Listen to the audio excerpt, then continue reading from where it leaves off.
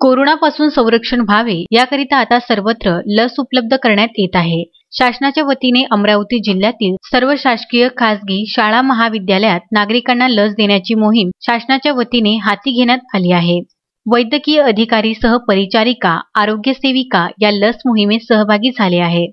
Corona लसबाबत जनजागृती झाल्याने अमरावती शहरातील शेकडो नागरिकांनी लस घेतली। आता मात्र अनेक केंद्रावर लस साठा उपलब्ध होत नसल्याने मोठी कमतरता भासत आहे। विद्यापीठ मार्गावरील डेंटल महाविद्यालय केंद्रातील सुद्धा गुरुवारी शासनाकडून लस उपलब्ध होत नसल्याने अनेक नागरिकांनी नाराजी व्यक्त केली आहे। 2 दिवसानंतर लस उपलब्ध होऊन पुन्हा लसीकरण सुरू करण्यात येईल असे नागरिकांना सांगण्यात येत आहे।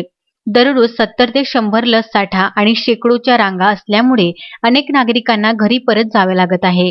या ठिकाणी लसीकरिता नागरिकांना टोकन दिल्यानंतर सुद्धा अनेक नागरिकांना लसच मिळत नसल्याने नाराजी व्यक्त केली जात आहे।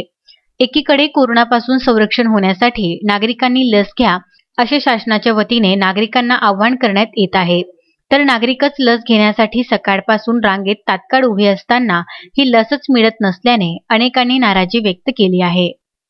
अजय शृंगारे, विदर्भ न्यूज, अमरावती।